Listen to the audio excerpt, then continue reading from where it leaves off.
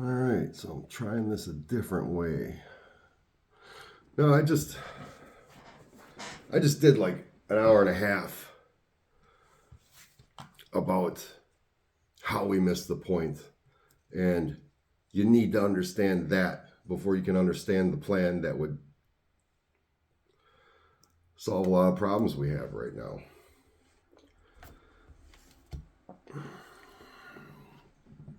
So I'm going to give you a taste of the plan. I talked about the city in the Gulf of Mexico and stuff like that, but that's far along the line. Right? That's not something we can right now, let's go build it. There are things that we do not have in place, inventions we have not invented yet. There are jobs we haven't invented yet before we get to that. So let's give a brief overview of the plan that I have to solve our problems on this planet, with this planet, and all right, so I'm going to start with the Northern Hemisphere. I'm from the United States, so I'm going to deal with North America, the Northern Hemisphere. By changing North America, you are affecting the whole of that hemisphere, probably the other hemisphere as well. But I'm going to keep it as simple as I can, just to get a rough outline of what we're missing here. Okay, so for where I live, the first thing to do is I am not someone who has studied weather patterns or geology or there's a lot of subjects I am not expert enough on. I would need on a team if it were me to do it. I don't care if it's me that does it. I hope somebody else sees this and says, you know what? We should do that, and they go and do it. I've got some ideas for you, but it doesn't matter to me if I'm the one that does it, if I'm even still alive when it happens. So let's start with the Northern Hemisphere. Okay, first, to change what's happened, we have to understand some underlying problems. The oceans between Asia and America have been sorely abused. Fish stocks have been declined. Plastic eddies now exist that are practically a world unto themselves. There are organizations right now working diligently to clean up those messes. And there are protected areas, especially around California, to try and bring back that life that we've lost, that resilience that our planet has lost in those areas.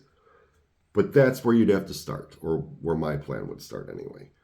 There would have to be enormous protected area, an enormous protected area, so that we could develop phytoplankton. Look, now, I'm uploading the videos I made before. It seems that once I get started, whether I'm good at it or not, I can't seem to shut up.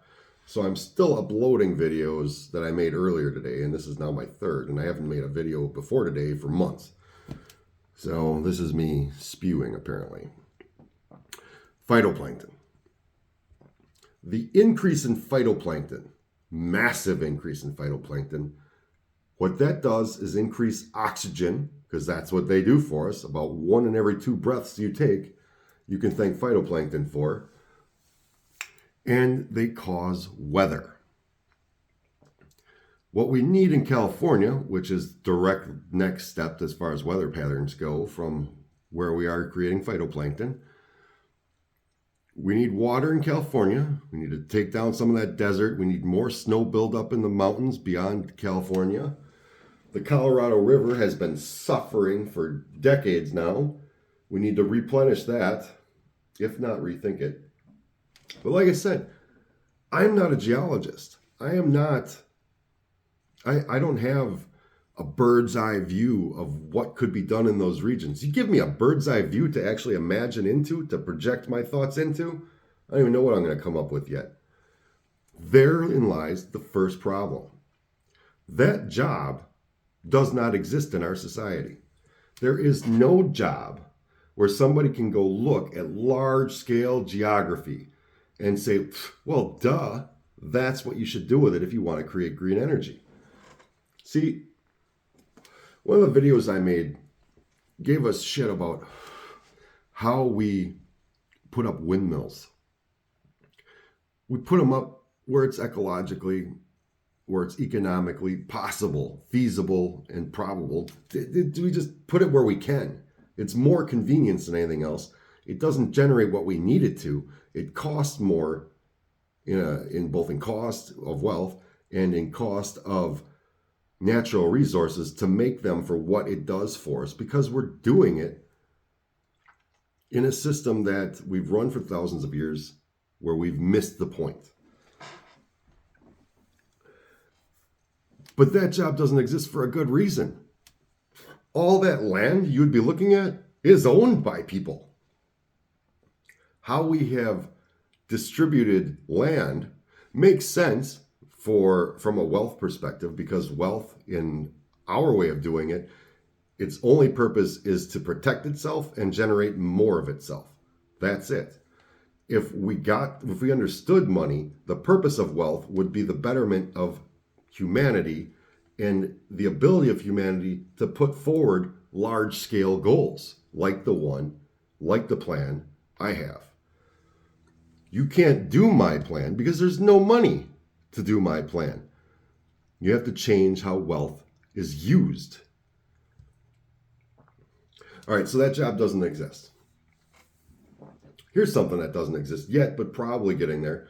You need a database of what forms of green energy produce what amounts of energy, what conditions are required to maximize the output.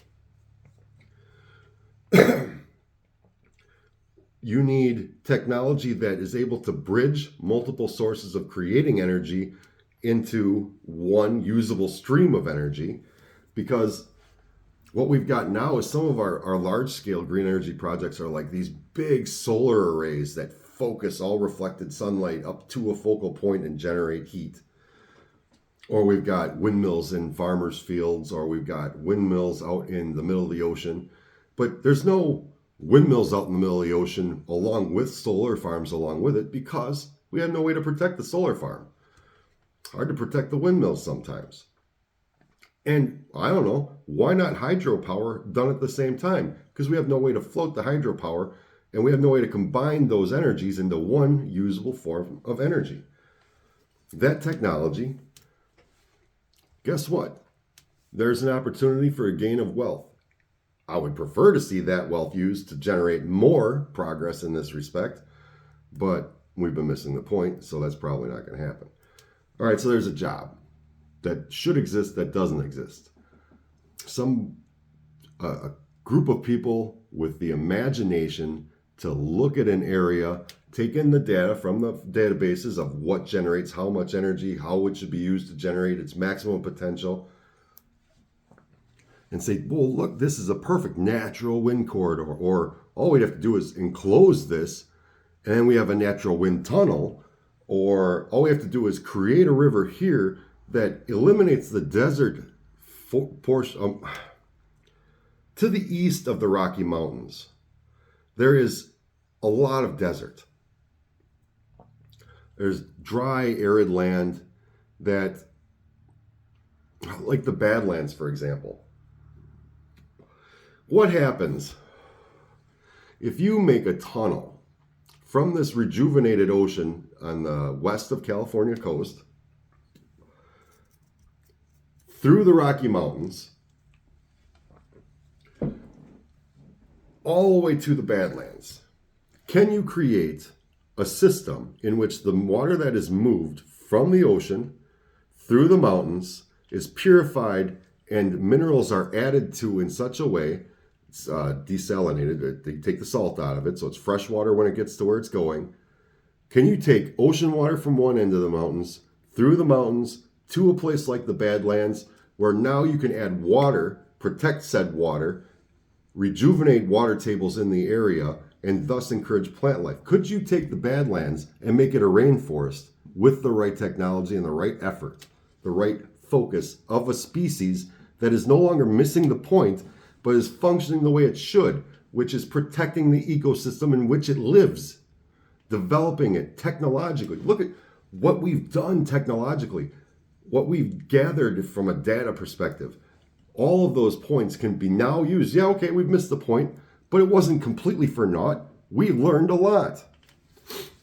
Can that water be redirected from the ocean, or can it be created on a mountaintop in the form of snowfall and melt, purified by the time it gets across through the ocean? Could you make that tunnel system an actual environment where people live and work? Say shifts, like the idea of my living out in the Gulf of Mexico in a city that is purely there to generate energy and protect the ecosystem and develop the ecosystem, but that's details that are irrelevant right now. If you're funneling that water through the mountains, is there a way in which you could tunnel it out so that the people that need to be there to maintain the desalinization, the addition of minerals that would make it a more productive source when it gets to the other side, the control of wildlife and bacterial insects, could they live inside this system for a shift, let's say? It's hard for me to picture, personally, living under a mountain for your whole life. So I'd imagine that the towns or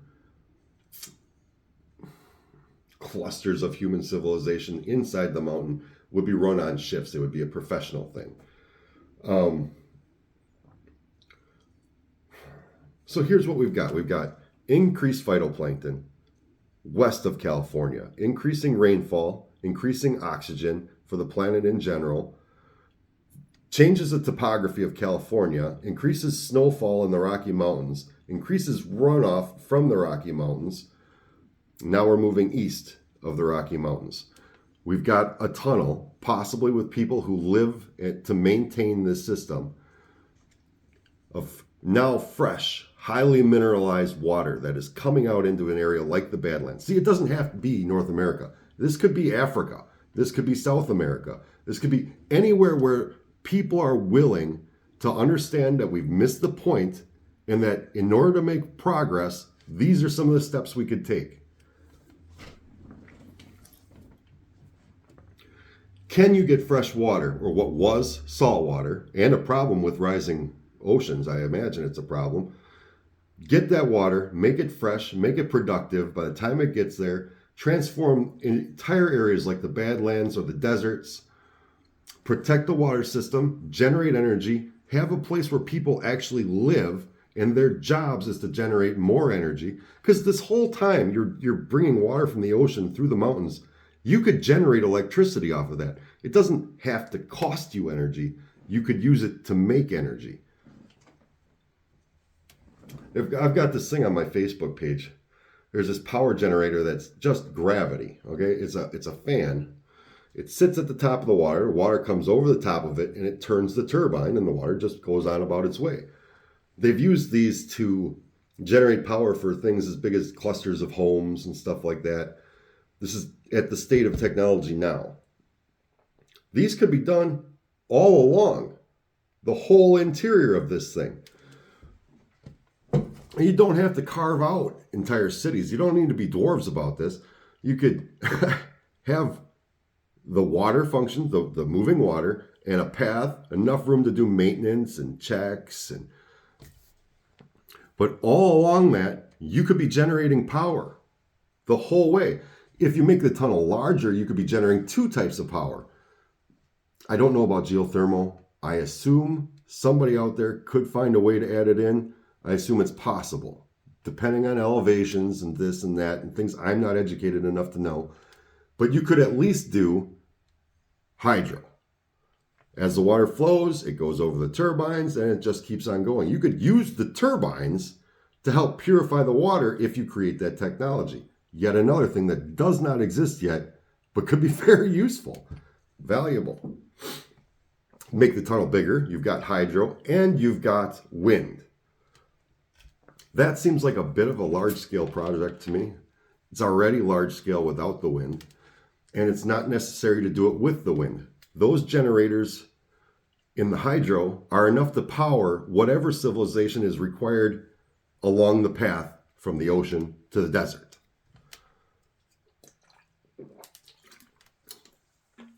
To say nothing of the amount of minerals and resources we'd find while making this particular project.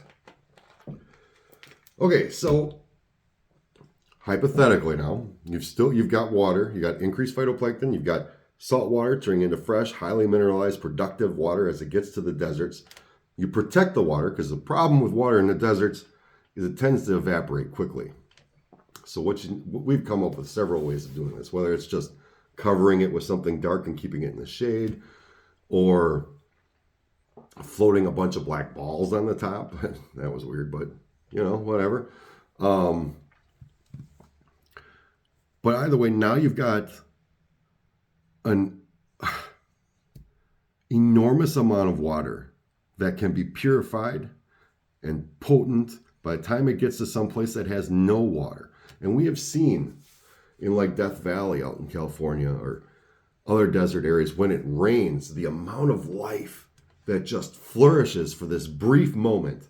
It's all there. It still has the power and the potential, and the energy is still there. It's just we're not utilizing it. Hell, half of us don't even know it exists.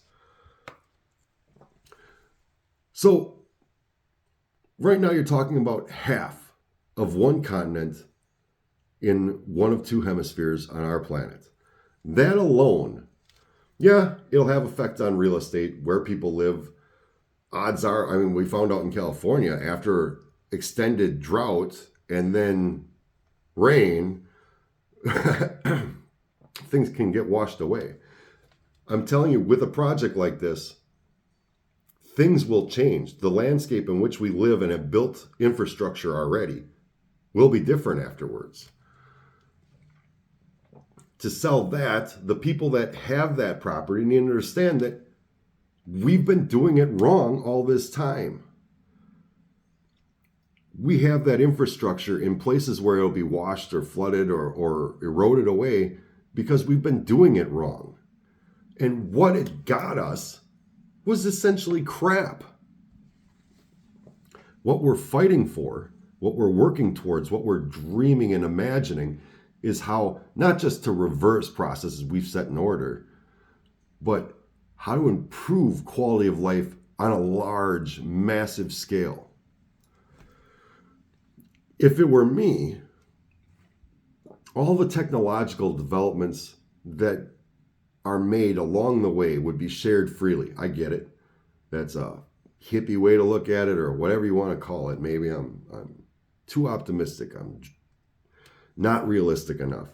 But if it were me, whatever country did it, whether it's the United States or another, would take all of those little developments that are necessary to make things work, and they would share it. So that if somebody else does it before the United States can look at their stuff and go, look, that's how they solved the problem. Because people in the poorest regions of this planet have access to the internet now. Well, obviously not all, but a lot more have. And if there's somebody, there have been instances, Einstein is a good one, of people who would have been completely obscure to our culture and understanding if it weren't for extraordinary circumstances like Einstein's access to higher education, his involvement at a patent office, we wouldn't have known about his theories. He might not have even had his theories had not fortuitous things happened. There have been geniuses of math found in impoverished rural areas of Africa. There have been, just now, in our species, we are just now coming to understand that intelligence isn't what we thought it was. Another way in which we've missed the point. This one's more recent, historically speaking, I think, because of the Industrial Revolution. We missed the point of what intelligence was when we were just defining what it was.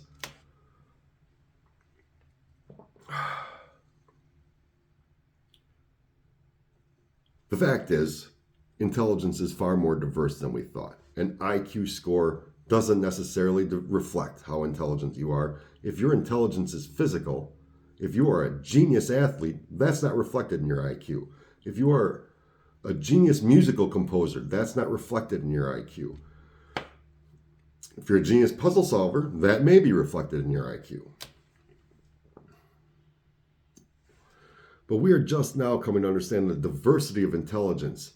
And if we make that a cornerstone of this new focus for our species, I wonder what we're going to discover. What kinds of intelligence are more useful than we ever gave them credit for? What kinds of intelligence are nothing but a leash?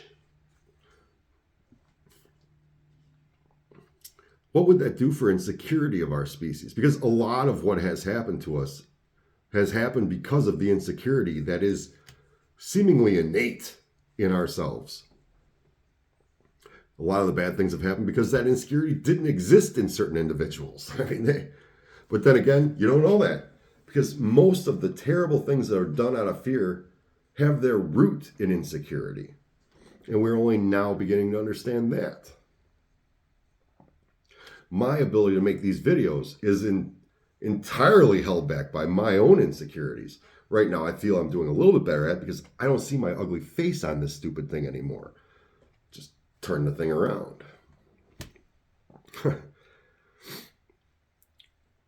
So you've got increased oxygen, started with the phytoplankton, increased fish stocks, also with the phytoplankton, because phytoplankton is created from the waste, the byproduct of fish eating. Dolphins and tuna, they eat, they poop. That poop generates phytoplankton. That plankton affects the air you breathe and the weather you experience. So you've got that. That's coming back for us. You've got better temperatures in California, probably different real estate market. You've got a difference in the Rocky Mountains. You've got an incredibly changed, which is the point, that incredibly changed region just east of the Rocky Mountains that is all dry, arid desert. You've now got entire regions that can be habitated, that can be put to use. Now, when I say that there's a city, in my imagination, that there's a city in the Gulf of Mexico, I call it the backbone of power generation for two continents. And it's the backbone because green energy should not be done in an industrialized manner. It should be done in an organic manner. So when you create this new landscape, you need to do it with a mind that looks forward and sees how to generate energy, how to generate food, how to make more oxygen, how to heal the planet, the damage we've done. So all along, even with that tunnel, remember I said you could generate the power needed to maintain the tunnel by the water movement itself. And there are probably better ways than what I've described because I don't know, obviously I don't know enough.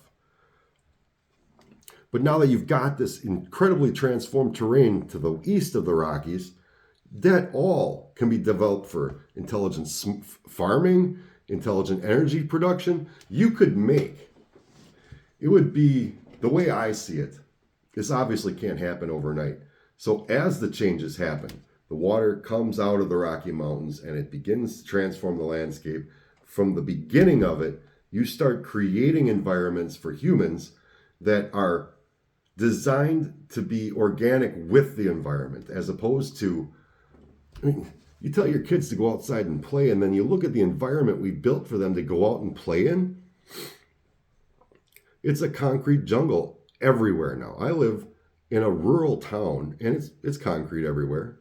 If I want to, I can go out and see nature, but most of that has been homogenized down to such a degree because, you know what?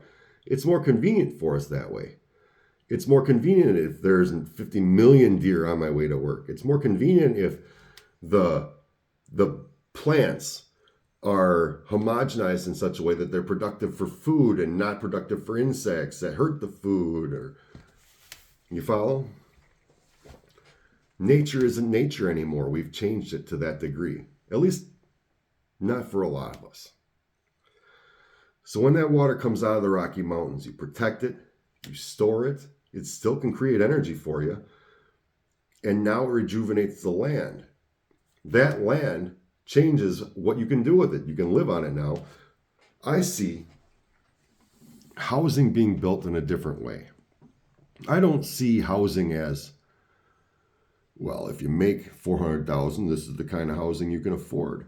If you make 50,000, this is the kind of housing you can afford. I see housing as, they've said it for years, that housing is a right, a human right. It's something, and my parents will call me a liberal for saying it, but it's not something that you have to, it used to be something you had to earn, but now we've come and learned far enough that we can create it the way we want it to be created. The people that live in an area have a function in that area. I live in Watertown. I have a function. I have a job. It's in Madison, but I function in my area. You can build the housing as the land develops, which includes building the energy production, whether it be solar, wind, hydro, geothermal, whatever. You build that as you go. And you don't build unless you can power naturally. What's the harm? It's an area that's largely unused right now. It's a tourist attraction at best, or a death trap if you get stuck there. You build up the energy production until you can create a manufacturing base. I would start with something useful to what you're trying to build. I've thought about many, many solutions to this, like whether or not it be a plastic manufacturer, or you can just go back old school and lumber mills, stonemason works, stuff like that, iron works. It doesn't have to be medieval. It could be done the way we do it now. We can make enough energy through green energy to power a foundry, if that is the focus, not if it's a drain on wealth just to create it.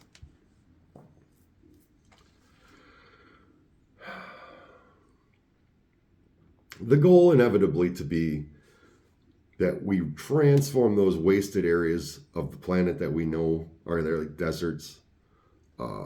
Just if you were to think about it, the change in farming alone, if we were to stop farming huge swaths of land just to feed the animals that we like to eat, because it really isn't working out for us anyway. We're coming to understand that right now, right? Industrialized farming is not working out for us health-wise. If you create the living environment, the homes, only with the amount of energy produced, and then you create the industrial part of our society only as you generate the energy, you can also create the farms only as you produce the energy. We've learned a lot about farming. I saw this show a long time ago, how they were feeding crops with drones, and the vertical farming inside of greenhouses. If you were to build that in such a way that it followed the terrain naturally, that is your growth. You only grow when you have the energy. You learn how to make more energy because you have incentive, because you want to grow. You only farm in green, intelligent ways. You only raise livestock as needed. You don't raise livestock the way we do it now.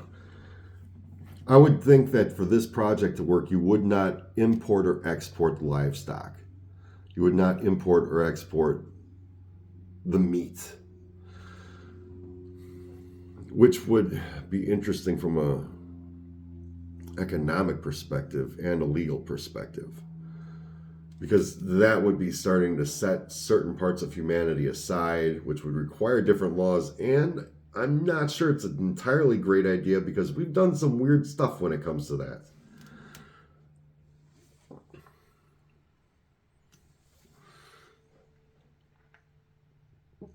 Yeah. But that's the plan. The way we build is so selfish. It is all built around that perception of wealth. That idea that, at least where I live, that anything is possible for us. Therefore, we deserve so much more than we have. And it has us protecting what we have and using what we have only to generate more stuff we can have. It's a waste. And it's becoming very destructive. We just had in 2008, we crashed the entire world because we were looking for more stuff. We were inventing wealth. And if you think that's changed, if you think that the regulation somehow has come in and fixed that, it hasn't. The housing market is still doing exactly what it did before 2008.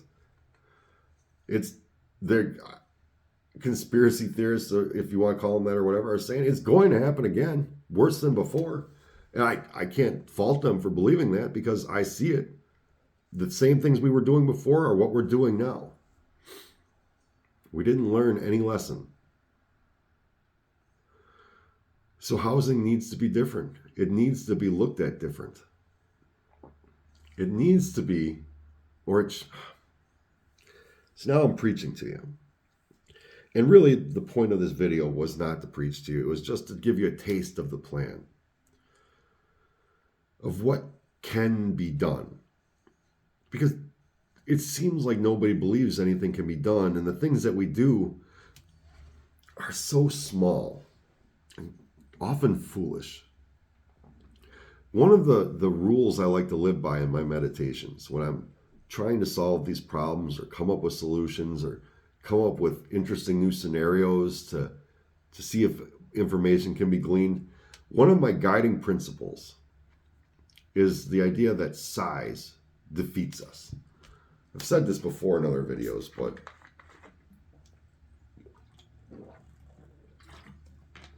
I was introduced to this concept by Stephen King. I don't know who introduced him to the concept or if it's whatever, but the idea that when we are thinking or when we are imagining or when we are wondering or contemplating, size is a limiting factor for us that we do not often recognize. The child asks, "What's in the sky?" The parent says, "Well, that's the sky, the clouds, the sun, the moon." "Well, what's beyond the sky?" "Well, that's planets in our solar system." "Well, what's beyond our solar system?" "Well, that's our galaxy." "What's beyond our galaxy?" "Our local cluster of galaxies." "Beyond that, the universe." "Beyond that, size defeats us." In astronomical terms, I'm probably leaving a step or two out, to be generous, but it works in reverse too, because in math, a lot of productive equations are elegant refinements of equations that came before that were also productive for their times. When we say, what's smaller than this table? Well, this table is made up of atoms. What's smaller than an atom? Well, then we've got subatomic particles, quarks. Now we're moving into theoretical particles, okay? What's smaller than that? Some answers have been string theory, stuff like that. Either way, in both ends of the spectrum, size eventually defeats us. Progress is made when we get past a hurdle. Although I don't think progress is really going to be. If there's progress to be made beyond understanding the universe, that's probably a ways off. So not really productive for this conversation. That's one of my guiding principles. If I am stuck, if my imaginings start to dead end or wander, just become distracted, it's usually because in some way size is defeating me. You can't visualize a change like this without size defeating you over a long period of time. There are so many hurdles that I've forgotten about at this point to get to a plan like this.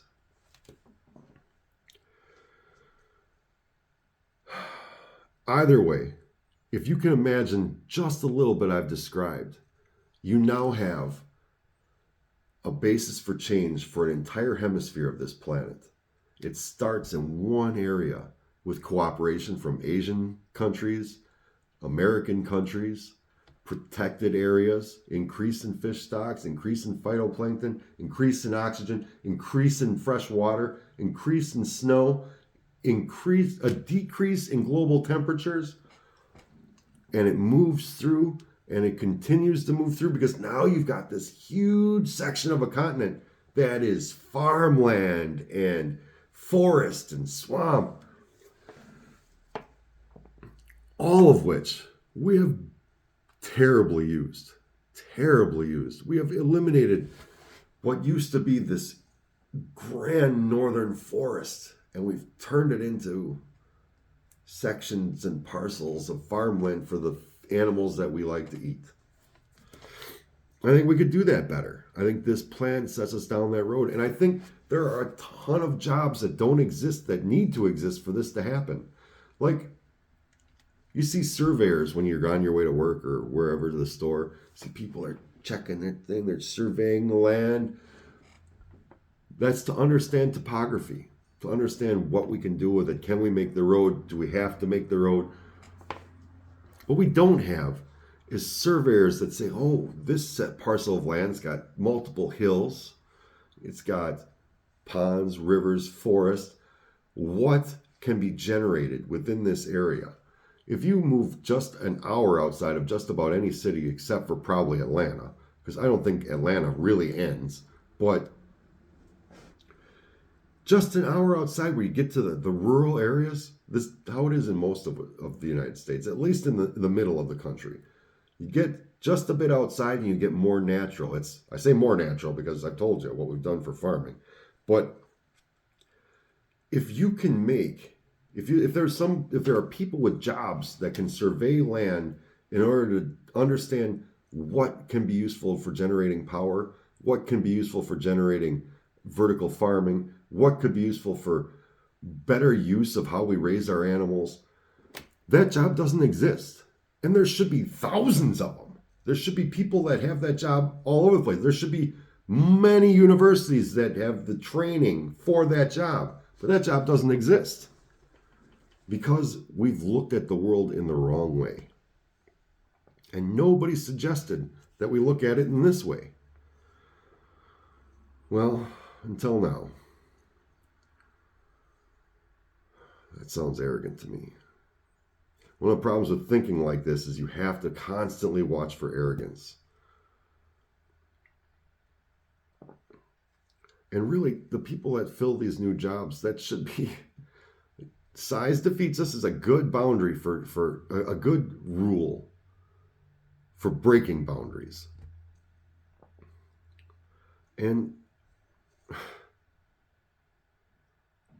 there has to be a section of our a meme has to be made, fostered, embraced, and loved, where we do the things we do, not so that we personally can be more wealthy, more comfortable, more happy, so that we, our communities, our species, globally can be more prosperous, more comfortable, more wealthy, better fed, healthier. And this is how you do it. You don't demolish nature to put in residential and industrial. You enhance nature to be able to afford residential and industrial. And you generate power all along the way. One of the problems we have right now is we need a new power grid. Green energy is not compatible with the energy grid we have now. This is how you build the new energy grid for green energy. It builds itself. Well, we build it, but it develops itself. Hard to explain. It doesn't expand beyond what it is capable of.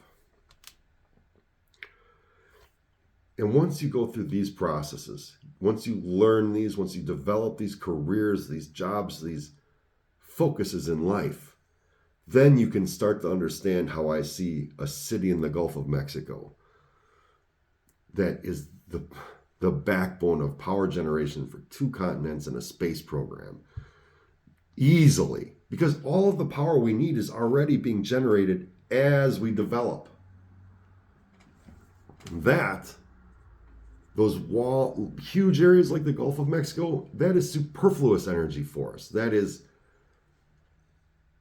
how we back up the energy we produce when wind doesn't blow and water dries up, when catastrophes like Katrina happen. That is our backup.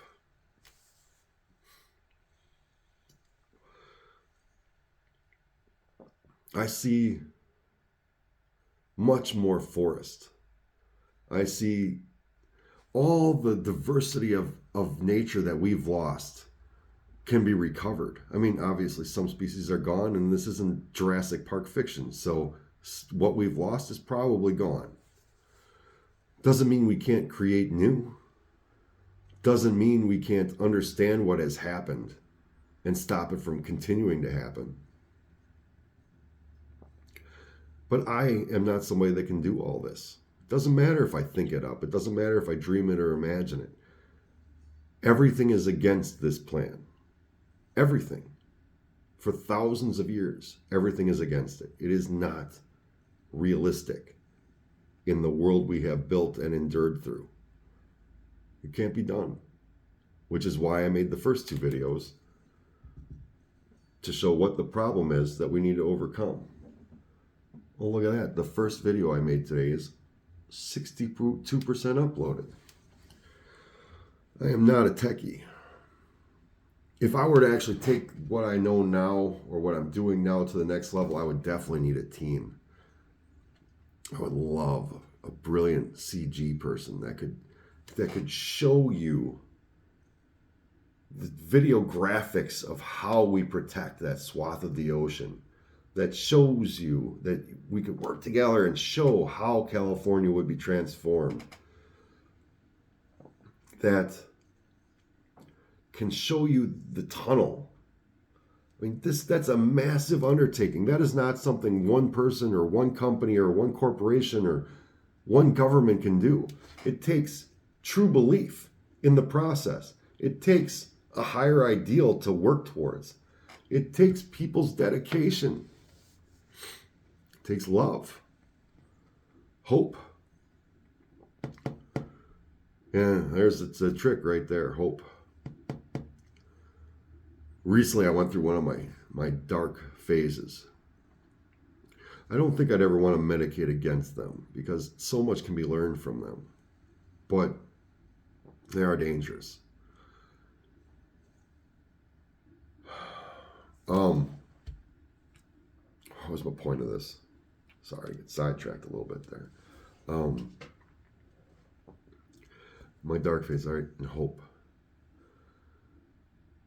It seems to me, in the system we have right now, that hope can quite often be equivalent to ignorance. And that sounds terrible, I know it does. That saying, ignorance is bliss, could easily be said in many instances to say that hope is ignorance, so hope is bliss. And that would be where many people would see me coming down, the ignorance of me, this dream, this fantastical BS dream. Some will call it liberal, some will call it whatever. Personally, I don't see myself as liberal at all or conservative at all. But I think both sides have gotten it wrong, and I think it's becoming more and more obvious every day that both sides have gotten it wrong.